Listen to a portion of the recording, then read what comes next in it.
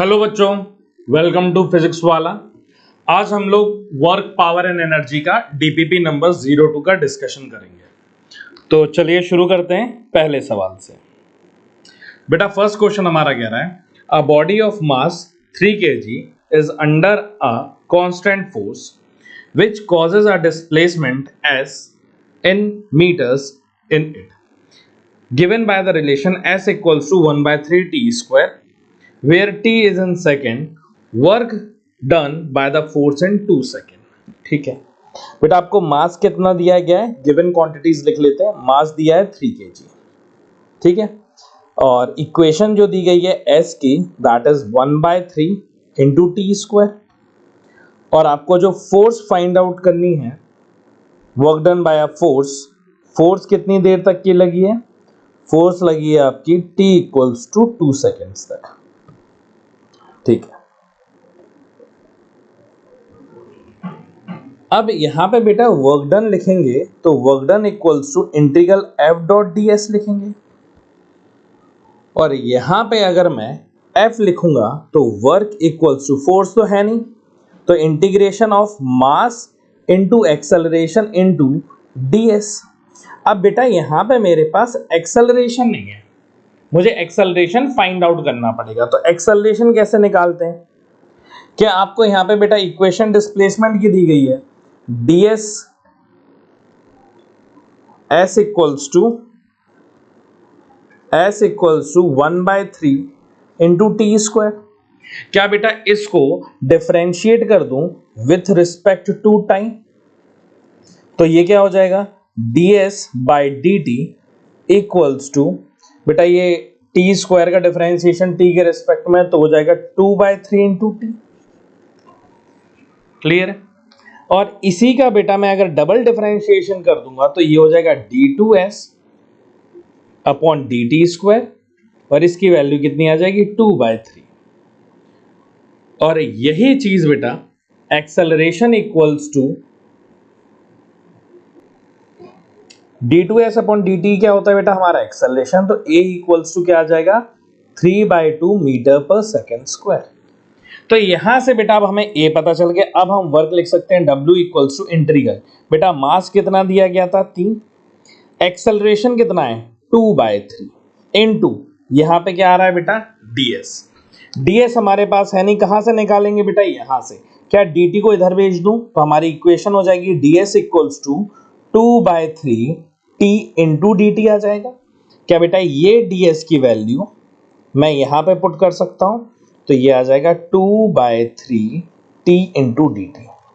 Clear है बेटा, ये 3 से ये 3 चले गए, 2 और 2 क्या हो जाएगा 4/3, तो ये 4/3 कांस्टेंट है, बाहर आ जाएगा, तो w इक्वल्स टू 4/3 बाहर, इंटीग्रेशन ऑफ t dt।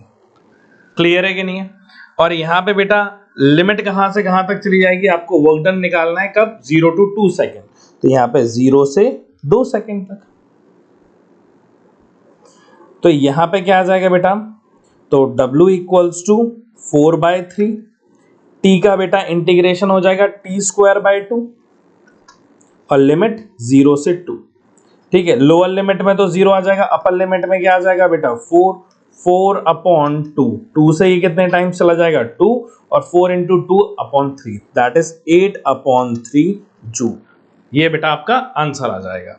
तो आपका करेक्ट आंसर है that is option number C, 8/3 joule. Clear है बच्चों? चलिए अगले सवाल की तरफ चलते हैं। नेक्स्ट क्वेश्चन बेटा हमारा कह रहा है कि a block of mass 10 kg moving in x direction with a constant speed of 10 meter per second is subjected to a retardation force F equals to 0.1 x joule per meter during its interval from x equals to 20 meter to 30 meter. Its final kinetic energy is, क्या निकालना है बेटा, final kinetic energy निकालना है। Clear है? तो एक काम करते हैं, सबसे पहले बेटा इंटीग्रेशन की मदद से निकालता हूं, और बाद में मैं आपको इसको वर्क एनर्जी थ्योरम जो आपने पढ़ा है उससे भी निकाल के बता दूंगा। क्लियर है? तो सबसे पहले अपन देखते हैं नॉर्मल मेथड से। क्या बेटा फोर्स आपको जो दिया गया है दैट इज 0.1 x, और क्योंकि ये फोर्स कैसी फोर्स है बेटा, रिटार्डिंग फोर्स है, और F क्या होता है, फोर्स m इंटू ए के बराबर होता है, रिटार्डिंग है तो आगे माइनस लग जाएगा, तो मैं क्या लिख सकता हूं, m into a equal to minus of 0.1 into x लिख सकता हूं। क्लियर है बेटा। मास कितना गिवन है यहाँ पे 10 kg, तो 10 क्या आपको पता है, वेलोसिटी को हम लोग v dv बाई dx लिख सकते हैं equals to minus of 0.1 of x। Clear है। अब यहां पे बेटा मैं क्या कर सकता हूं, इंटीग्रेट कर दूं बोथ साइड, ठीक है। इंटीग्रेशन की लिमिट कहां से कहां तक होगी,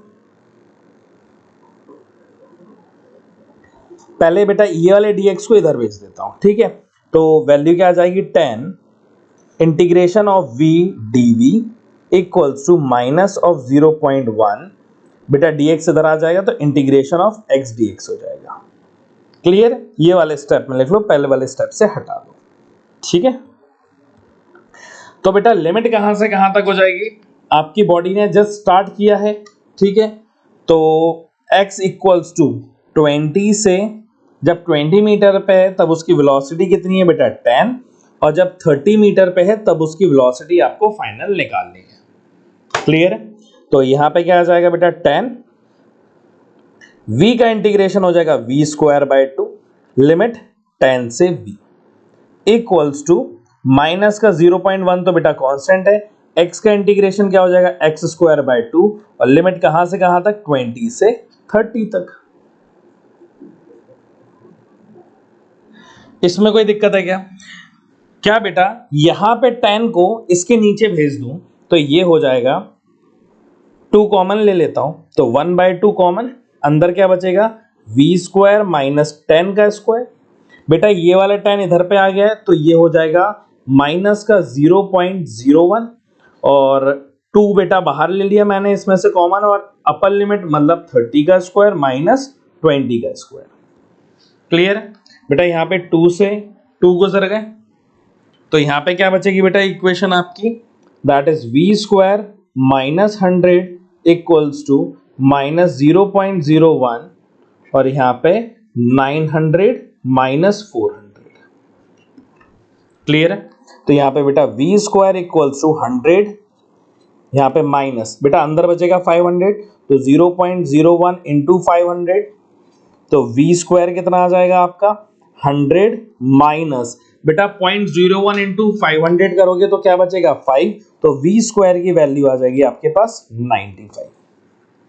क्लियर, ये v स्क्वायर की वैल्यू है। v स्क्वायर में ही रहने तो अंडर रूट मत लगाओ, क्यों, हमें काइनेटिक एनर्जी निकालनी है।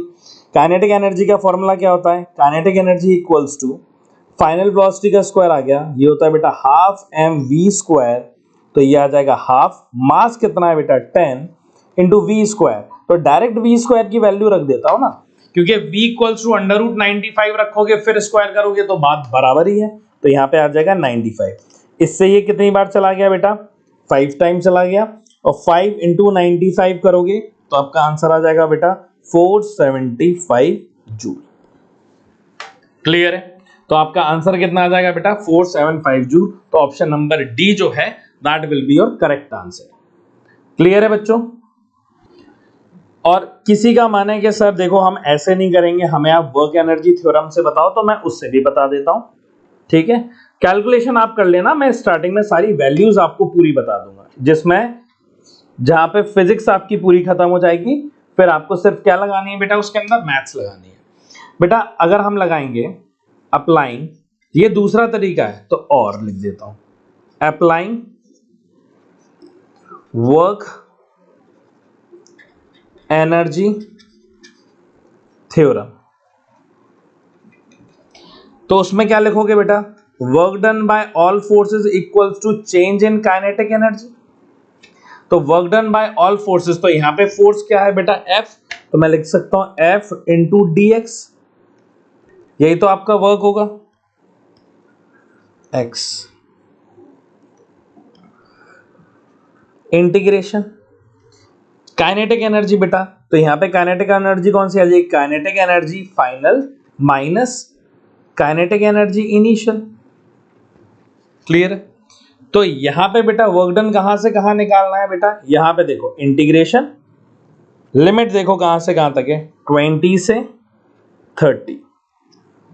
फोर्स की जगह क्या आ जाएगा, 0.1 of x dot D X equals to, यहां पे आ जाएगा बेटा आपका काइनेटिक एनर्जी फाइनल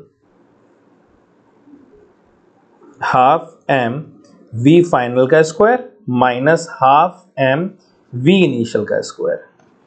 बेटा इनिशियल कितना दिया है आपको, 10 दिया है, यहाँ पे मास कितना है 10, यहाँ पे मास कितना है 10। अब बचेगा क्या, इसको जब आप इंटीग्रेट करके सॉल्व कर लोगे तो यहाँ से वी फाइनल आ जाएगा। क्लियर है, या फिर हमें पूरी काइनेटिक एनर्जी निकालनी है ना फाइनल, तो एक काम करो ये वाले में वैल्यू पुट मत करना, ठीक है, इसको के फाइनल ही रहने देना, काइनेटिक एनर्जी फाइनल वाली, ठीक है। इसको बेटा ये वाले टर्म को इस साइड लेके आओगे तो ये क्या हो जाएगा, पॉजिटिव हो जाएगा, और सॉल्व करने के बाद सीधे फाइनल काइनेटिक एनर्जी आएगी जो इसी के बराबर होगी। क्लियर है, तो आप दोनों तरीके से कर सकते हो जो आपका मन है, ठीक है। चलिए अगले सवाल की तरफ चलते हैं। नेक्स्ट क्वेश्चन बेटा हमसे कह रहा है, a boy of mass 50 kg jump to a height of 0.8 meter from the ground, then momentum transferred by the body to boy is। momentum transfer बेटा सबसे पहले हम मोमेंटम का फॉर्मूला क्या होता है, P equals to m into v होता है। यहाँ पे मास तो है बॉय का पर वेलोसिटी नहीं है। अब बॉय कितना मास है बेटा, 50 kg जंप कर रहा है 0.8, ठीक है, तो ये मान लो ये बॉय है जिसका मास कितना है 50 kg। अब ये बेटा कहां पे जंप कर रहा है, up to height of 0.8 metre. तो इस पॉइंट पे मोमेंटम निकालना है, तो यहां पे लिख सकता हूं बेटा, अब ये इस पोजीशन पे है तो इसके पास क्या है mgh potential energy, that is equal to change in kinetic energy. तो ये क्या हो जाएगा, हाफ mv स्क्वायर। क्लियर है कि नहीं है, क्योंकि इनिशियल क्या मान रहे हैं हम 0, ये क्या है बेटा, work done by all forces equals to change in kinetic energy. तो वर्क डन बेटा यहां पे कर कौन रहा है काम, यहां पे सिर्फ एक ही फोर्स है, दैट इज ग्रेविटेशन mg, और ये हाइट क्या दी गई है बेटा, दिस हाइट इज h। तो आपका वर्क डन क्या आ जाएगा बेटा, mg का mgh के बराबर आ जाएगा। क्लियर है, और काइनेटिक एनर्जी देखोगे आप तो क्या आ जाएगा बेटा, वर्क डन कितना आ गया mg h equals to kinetic energy final minus kinetic energy initial. तो इनिशियल तो क्या हो जाएगा 0, फाइनल किसके बराबर रख दिया, हाफ mv स्क्वायर के बराबर। क्लियर है कि नहीं है बेटा, यहां से m से m कैंसल आउट हो गया और v की वैल्यू कितनी आ जाएगी, under root 2gh, v equals to under root of 2 into 10 into h की वैल्यू 0.8, तो v कितना आ गया बेटा यहाँ पे अंडर रूट ऑफ 16, मतलब 4 मीटर पर सेकेंड। तो यहाँ पे बेटा 4 डाल दो तो p इक्वल्स टू मास कितना है 50, वेलोसिटी कितनी है 4, तो मोमेंटम कितना आ जाएगा 20, तो 200 kg मीटर पर सेकेंड। ऑप्शन नंबर बी जो रहेगा वो हमारा बेटा आंसर आ जाएगा। क्लियर है कि नहीं है बेटा, यहाँ पे वेलोसिटी आप डायरेक्ट भी निकाल सकते थे ड्रॉप वाली कंडीशन में, कि एक मास है, मास कितना दिया था 50 kg, और इनिशियल वेलोसिटी क्या है बेटा 0 ड्रॉप, तो नीचे जब आते हैं तो हमारी वेलोसिटी v कितनी होती है अंडर रूट 2gh के बराबर, और यहाँ से v वैल्यू निकालते हैं और यहाँ पुट कर देते हैं। क्लियर है, दोनों तरीके बेटा सेम है। आपको वेलोसिटी वन डायमेंशन वाली याद हो तो अच्छी बात है, अगर नहीं याद हो तो यहाँ पे वर्क कैलकुलेट करके हम उसकी काइनेटिक एनर्जी से वेलोसिटी निकाल सकते हैं। क्लियर है, चलिए अगला सवाल देखते हैं। नेक्स्ट क्वेश्चन बेटा कह रहा है, a force act on 30 gram particle in such a way that the position of the particle as a function of time is given by x equals to 3t minus 4t square plus t cube, where x is in second, x is in meter and t is in second. The work done during the first 4 second, the first शुरुआती 4 second में, मतलब t equals to बेटा 0 से t equals to 4 second, ये मतलब है first 4 second, पहले 4 second का। सबसे पहले हम देखते हैं बेटा, यहाँ पे हमें मास किस में गिवन है, वो अपन को ग्राम में गिवन, ठीक है। और यहाँ पे बेटा x किस में दिया गया, मीटर में, तो सबसे पहले ग्राम को kg में कन्वर्ट करते हैं। तो ये कितना हो जाएगा, 0.03 kg हो जाएगा। ये तो मास निकाल लिया आपने सर, ठीक है। और यहाँ पे बेटा x की इक्वेशन क्या दी थी, 3t minus 4t square plus T cube, ये गिवन है। पहले बेटा dx बाई dt निकालते हैं, तो इसका बेटा डिफरेंशिएशन करेंगे तो ये हो जाएगा 3 minus 4 into 2 that is 8t plus 3t square. ये हमारा क्या आ गया, dx बाई dt।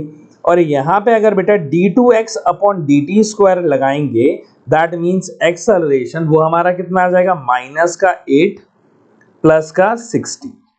ये क्या आ गया बेटा, हमारा एक्सेलरेशन आ गया। सर एक्सेलरेशन की जरूरत क्यों थी बेटा, एक्सेलरेशन की इसलिए जरूरत थी क्योंकि यहाँ पे जब आप लिखोगे कि small work done equals to integral of f dot dx, तो यहाँ पे बेटा एक्सेलरेशन तो दिया नहीं है, तो टोटल वर्क डन कितना आ जाएगा, w। इंटीग्रेशन ऑफ फोर्स तो है नहीं, तो पर फोर्स को मास इनटू एक्सेलरेशन लिख सकते हैं, तो m into a into dx। dx कैसे आएगा, क्या बेटा dx अपॉन dt ये गिवन है, तो dt को अगर इधर भेज दूं तो dx इक्वल्स टू क्या आ जाएगा, 3 minus 8t plus 3t square into dt आ जाएगा। अब यहाँ पे बेटा dx की वैल्यू लिख दो, तो यहाँ पे क्या आ जाएगा, 3 minus 8t plus 3t square into dt। Clear है, ये हमने किसकी वैल्यू डाल दी बेटा, dx की। तो वर्क इक्वल्स टू इंटीग्रेशन कहां पे बेटा, पहले 4 सेकंड से तो 0 to 4 लिख देता हूं। यहाँ पे बेटा मास कांस्टेंट है तो बाहर आ जाएगा, और मास है कितना, 0.03। ये हमारा क्या गिवन है बेटा, मास गिवन है, तो ये 0.003 हमने बाहर ले लिया है, ठीक है। अब यहां पे हमें क्या करना है बेटा, ये आ जाएगा 0 से 4, एक्सेलरेशन कितना है, -8 प्लस 60 इनटू ये बेटा पूरी वैल्यू किसकी है, dx की, तो ये आ जाएगा 3 minus 8t plus 3t square into dt। अब हमें क्या करना है बेटा, हमें अब इसका और इसका मल्टीप्लाई करना है। क्लियर है, तो वर्क कितना आ जाएगा, 0.03। लिमिट्स कहां से कहां तक आ जाएंगे आप लोगों की, लिमिट्स आ जाएंगी बेटा 0 से 4। अब जब हम मल्टीप्लाई करेंगे तो ये मल्टीप्लाई किया, अभी इंटीग्रेट नहीं, ध्यान से देखना, ये हो जाएगा 18t cube minus 72t square plus 82t minus 24 dt। Clear है, अब हम इसका इंटीग्रेशन करेंगे तो w इक्वल्स टू क्या आ जाएगा बेटा, 0.03 18, तो 18 तो कांस्टेंट है, टी क्यूब का क्या हो जाएगा बेटा, टी क्यूब बाय टी की पावर 4/4, टी की पावर 4/4 माइनस 72 टी की पावर 3/3 प्लस 82 टी की पावर 2/2, और माइनस कितना आ जाएगा बेटा यहाँ पे 24 इंटू टी, 0 से 4। अब बेटा लोअर लिमिट रखेंगे तब तो पूरा टर्म 0 हो जाएगा, तो सिर्फ हम अपर लिमिट रखते हैं, तो यहां से वर्क आ जाएगा दैट इज 0.03। और बेटा यहाँ पे 4 रखने के बाद जब आप सॉल्व करोगे तो आपका यहाँ पे आंसर आ जाएगा दैट इज 176, और 176 इंटू 0.03 करोगे तो आपका आंसर आ जाएगा बेटा 5.28 जूल। क्लियर है, तो आपका आंसर ऑप्शन नंबर ए जो होगा वो करेक्ट हो जाएगा। क्लियर है बच्चों, चलिए अगले सवाल की तरफ चलते हैं। अगला सवाल क्या कह रहा है, अगला सवाल कह रहा है constant force F is applied to a body of mass m moving with an initial velocity u. If after the body undergo displacement s, its velocity become v, then the total work done। ठीक है बेटा, यहाँ पे simple लगा सकते हैं, work done calculate करना है हमें। फोर्स F लगी हुई है किसी मास पे, ये कंडीशन दी गई है, ये ब्लॉक है, ये कांस्टेंट फोर्स F है, इनिशियल वेलोसिटी कितनी है बेटा u, और ये इधर से इसका डिस्प्लेसमेंट s हो जाता है, और यहाँ पे इसकी वेलोसिटी कितनी हो जाती है v। क्लियर है? वर्क डन निकालना है तो हम जानते हैं work done by all forces equals to change in kinetic energy, इसके बराबर है। तो वर्क डन कैलकुलेट करना है, यहाँ पे फोर्स तो एक ही लग रही है F, ठीक है, क्योंकि बेटा जो mg लगेगा वो तो जीरो हो जाएगा, क्योंकि mg और डिस्प्लेसमेंट का एंगल कितना है 90 डिग्री है, और नॉर्मल भी जो लग रहा होगा, नॉर्मल और डिस्प्लेसमेंट का भी एंगल कितना है 90 है, तो जीरो हो जाएगा। तो फोर्स तो सिर्फ किसका आएगा F का। चेंज इन काइनेटिक एनर्जी क्या होता है बेटा,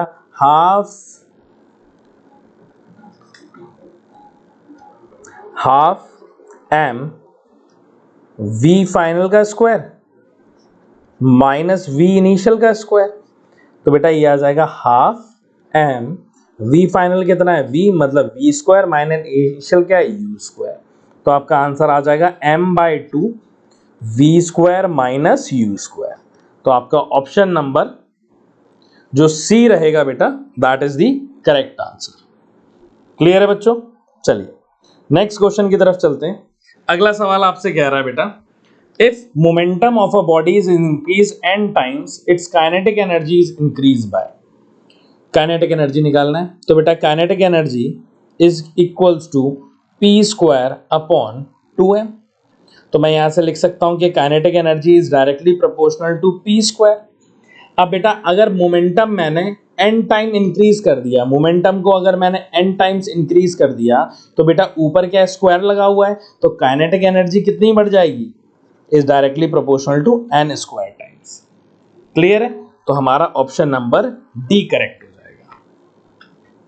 क्लियर है बच्चों? चलो अगला सवाल। अगला सवाल कह रहा है हमारा, इफ एनर्जी इंक्रीज्ड बाय 3%, कौन सी energy, kinetic energy, the momentum will increase by. Kinetic energy का फॉर्मूला क्या है आपका, p स्क्वायर अपॉन 2m।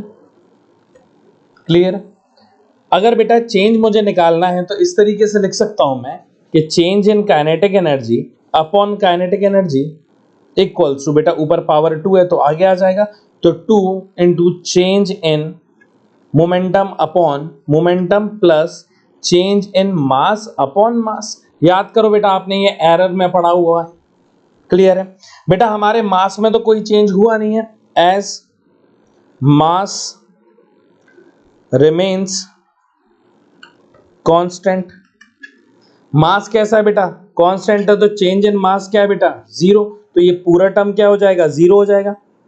तो हम लिख सकते हैं कि चेंज किस में किया है, काइनेटिक एनर्जी में सिर्फ, अपॉन काइनेटिक एनर्जी। क्या बेटा ये वाला जो 2 है नीचे भेज देता हूं तो ये आ जाएगा 2 equals to change in momentum upon P momentum. बेटा change in kinetic upon kinetic energy, ये जो चेंज है ये परसेंटेज में कितना किया है 3%, तो ये आ जाएगा 3/2 of percentage change in momentum upon momentum. ये भी किस में आ जाएगा बेटा, परसेंटेज में। तो 3/2 को क्या बेटा मैं 1.5% लिख सकता हूं, equals to change in p upon p in percentage. तो change in percentage in momentum कितना आ जाएगा 1.5। तो ऑप्शन नंबर डी जो होगा दैट इज करेक्ट। क्लियर है बच्चों? यहां पे लिख भी देता हूं, change in kinetic energy upon kinetic energy कितना परसेंट है, 3%। तो अपन ने इसकी वैल्यू रख दी। अगला सवाल। अगला सवाल बेटा आपका क्या कह रहा है, if kinetic energy of the body is increase bye 100%, the percentage change in p। तो बेटा काइनेटिक एनर्जी इक्वल्स टू क्या p स्क्वायर अपॉन 2m होता है। ठीक है, तो if kinetic energy is increased by 100%, कितनी बढ़ा दी, 100% बढ़ा दी। 100% है मतलब बेटा जितनी वो चीज है उतना ही और बढ़ गया है।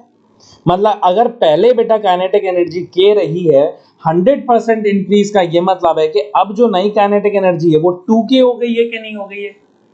क्लियर है? तो पुरानी वाली काइनेटिक एनर्जी अगर k है तो नई कितनी आ जाएगी बेटा 2k। क्लियर है? मोमेंटम को क्या लिख देता हूं बेटा, p डैश का स्क्वायर अपॉन 2m। इसको आप बोल दो इक्वेशन 1, इसको आप बोल दो इक्वेशन 2, और फिर आप लिख दो इक्वेशन 2 डिवाइडेड बाय इक्वेशन 1, मतलब 2k equals to p dash square upon 2m upon k divided by p square upon 2m। बेटा 2m से 2m गुजर गए, k से आपके k गुजर जाएंगे, क्लियर है।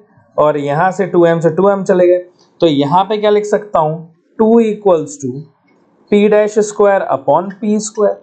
बेटा इसको आप यहां भेजो तो पी डैश स्क्वायर की वैल्यू कितनी आ जाएगी, पी स्क्वायर की वैल्यू क्या बेटा, root times of 2 into p. मतलब अगर काइनेटिक एनर्जी को दुगना कर दिया है तो आपका जो मोमेंटम में चेंज आएगा that is root 2 times of P आ जाएगा। पर आपको चाहिए किसमें है बेटा, परसेंटेज में चाहिए। तो परसेंटेज किस कैसे आ जाएगा बेटा, final minus initial upon initial into 100, इसी से आएगा। तो बेटा आपका फाइनल कितना है, root times of p minus p upon p into 100। तो बेटा p को कॉमन ले लो और नीचे भी p है, अंदर क्या बचेगा, रूट 2 माइनस 1 इंटू 100 बचेगा, क्योंकि परसेंटेज में p से p गुजर गए। रूट 2 की वैल्यू कितनी होती है बेटा, 1.414 माइनस 1 इंटू 100। क्लियर है, ये बेटा परसेंटेज चेंज आ रहा है p का, मोमेंटम में परसेंटेज चेंज, क्लियर है। तो ये कितना हो जाएगा 0.414 इंटू 100, तो ये बेटा 100 से मल्टीप्लाई करोगे तो ये हो जाएगा 41.4%। क्लियर है, तो आपका ऑप्शन नंबर बी जो है वो करेक्ट हो जाएगा। ठीक है बच्चों, चलो अगले सवाल की तरफ चलते हैं। नेक्स्ट क्वेश्चन कह रहा है, two particle of mass 1 kg and 5 kg has same momentum. Momentum बेटा उनका सेम दिया गया है, calculate ratio of their kinetic energy. Kinetic energy का रेशियो पता करना है। तो यहां पे क्या लिख सकते हैं बेटा, काइनेटिक एनर्जी का रिलेशनशिप देखो, काइनेटिक एनर्जी इक्वल्स टू क्या पी स्क्वायर बाई 2m होगा, है ना। और हमें बोला गया है मोमेंटम इनिशियल और फाइनल कैसा है, बराबर है। तो बेटा मास यहां पे अपन को क्या दिया गया है, m1 और m2, ठीक है। तो kinetic energy of first upon kinetic energy of second equals to p1 square upon 2m1 अपॉन p2 square upon 2m2। Clear है। तो बेटा ये 2 से ये 2 कैंसिल आउट, आपने बोला मोमेंटम कैसा है, सेम है, तो ये इससे ये कैंसिल आउट हो जाएगा। क्या बेटा ये m2 जो है ये ऊपर आ जाएगा और ये m1 नीचे आ जाएगा, तो ये आ जाएगा m2 अपॉन m1। m2 कितना दिया गया है 5, m1 कितना है 1, तो आपका आंसर आ जाएगा 5:1। ऑप्शन नंबर ए जो होगा that is the correct answer. Clear है बच्चों, चलिए अगले सवाल की तरफ चलते हैं। नेक्स्ट क्वेश्चन कह रहा है, velocity time graph of a particle of mass 2 kg moving in a straight line is as shown in figure, work done by all the forces on the particle. Work done calculate करना है इसमें। तो यहां पे बेटा हम लोग लिख सकते हैं direct, work done by all forces पूछा गया है, तो work done by all forces equals to change in kinetic energy के बराबर है, ठीक है। तो work done by all forces equals to half m, देखो v final square minus half m v initial का स्क्वायर। तो बेटा यहां से हाफ m तो कॉमन आ जाएगा, तो ये आ जाएगा v फाइनल का स्क्वायर माइनस v इनिशियल का स्क्वायर, ठीक है। तो ये हो जाएगा 1/2 इंटू मास कितना है 2 फाइनल। अब देखो बेटा यहां पे अगर इस ग्राफ को देखें, यहाँ t है, क्या ये जो टाइम है ये t इक्वल्स टू 0 है, और t इक्वल्स टू 0 का अपन क्या बोलते हैं, इनिशियल। और इस इनिशियल पे जो हमें वेलोसिटी मिल रही है ये हमारी क्या हो जाएगी बेटा, इनिशियल वेलोसिटी हो जाएगी, जैसे हम क्या बोल सकते हैं vi। और t इक्वल्स टू क्या, हमारी जर्नी इस टाइम तक है, तो क्या ये t जो टाइम है दिस इज फाइनल टाइम, और इस टाइम पे वेलोसिटी देखो, वेलोसिटी कितनी है, क्या इस टाइम पे जो वेलोसिटी है वो हमारी 0 है, मतलब फाइनल वेलोसिटी कितनी है हमारी 0। तो फाइनल क्या आ जाएगा 0 का स्क्वायर, इनिशियल कितना है 20 का स्क्वायर, 2 से 2 गुजर गए तो हमारा work done by all forces कितना आ जाएगा, ये तो 0 है, माइनस का 400 जूल। तो ऑप्शन नंबर बी जो है हमारा करेक्ट हो जाएगा। क्लियर है बच्चों? चलिए नेक्स्ट क्वेश्चन की तरफ चलते हैं। अगला सवाल कह रहा है the kinetic energy of a body become 4 times of its initial value, the new linear momentum will be. ठीक है बेटा, काइनेटिक एनर्जी का फॉर्मूला होता है kinetic energy equals to p square by 2m। तो हमारा मास के बारे में तो कोई बात नहीं है, मतलब मास हमारा कैसा है बेटा, कांस्टेंट है, इसका तो कोई रोल ही नहीं है। तो इनिशियल मोमेंटम कितना होगा बेटा, अगर 2m का इससे मल्टीप्लाई कर दूं तो ये कितना हो जाएगा 2p square equals to 2 kinetic energy into mass m। Clear है? और काइनेटिक एनर्जी को बेटा ऐसे E के भी लिखा जाता है, ऐसे E लिख देंगे और नीचे K लगा देंगे। क्लियर है? तो यहाँ पे P इनिशियल कितना हो जाएगा, under root of twice of E के इंटू M। हाँ या ना? अब बेटा इसको हमने कितने गुना बढ़ा दिया है, 4 गुना बढ़ा दिया, मतलब काइनेटिक एनर्जी 4 टाइम्स हो गई है।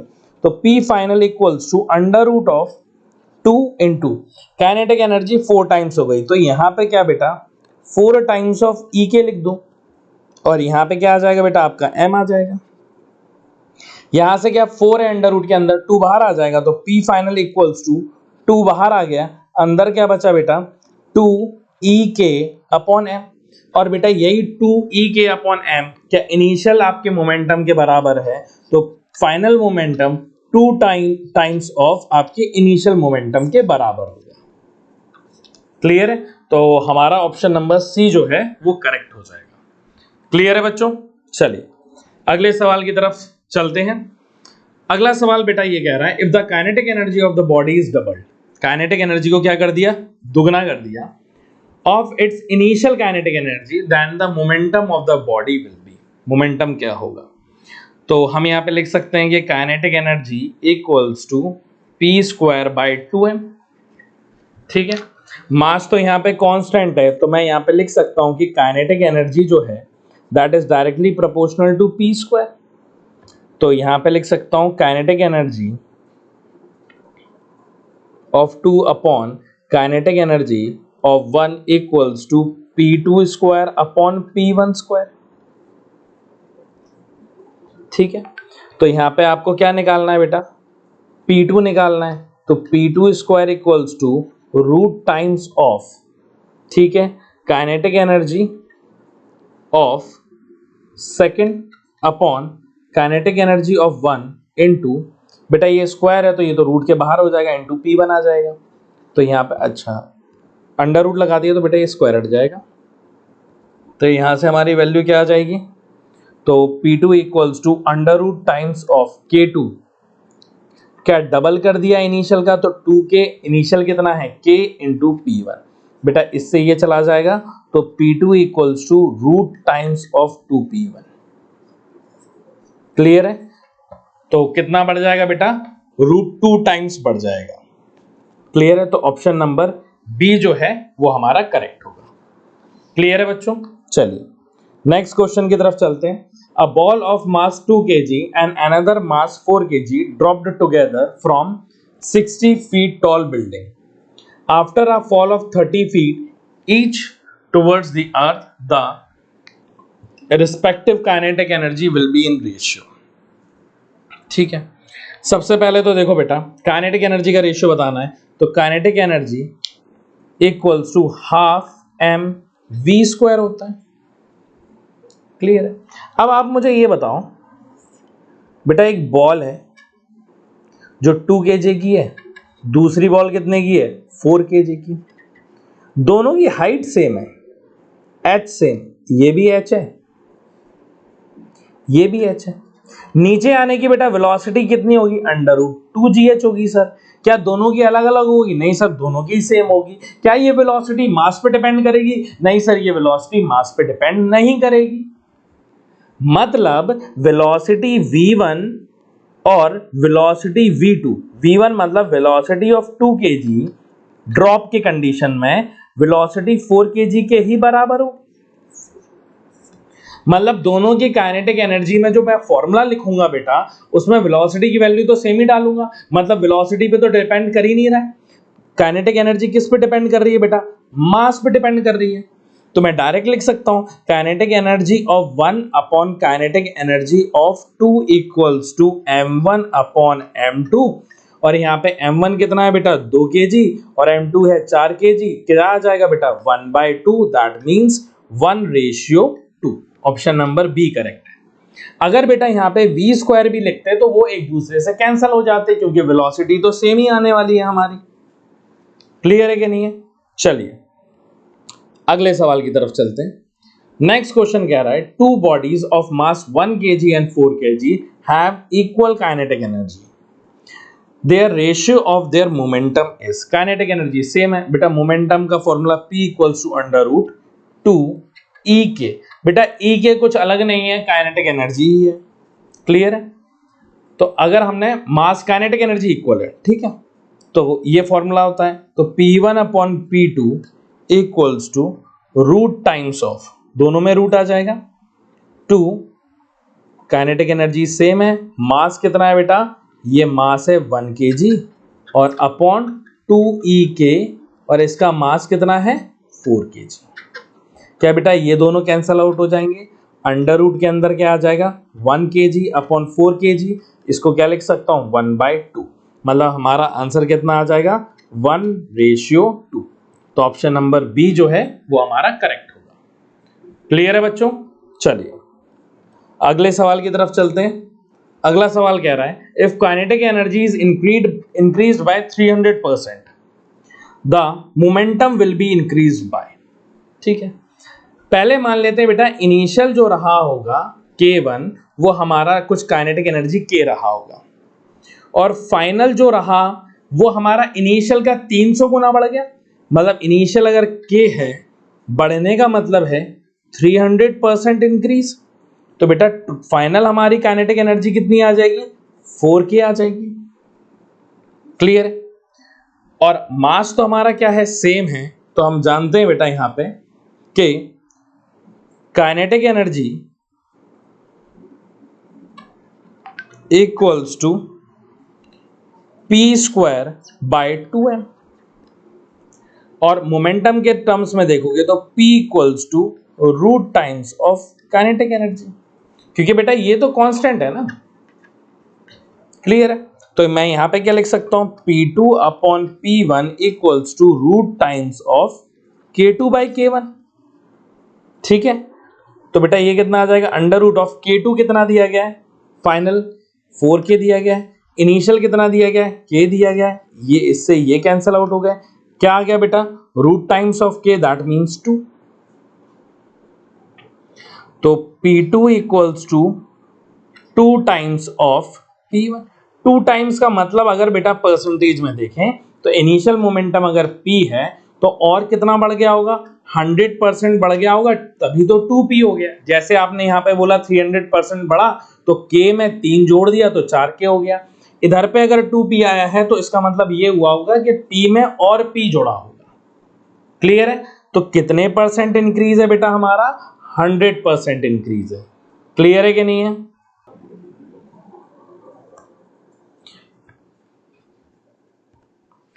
थैंक यू सो मच बच्चों। मैं उम्मीद करता हूं कि आपको ये डिस्कशन और सॉल्यूशन समझ में आया होगा। तो this is a very important chapter, तो आप सीरियसली पढ़ना और अच्छे से करना। सो टेक केयर, थैंक्स और पढ़ते रहना। थैंक यू बच्चों।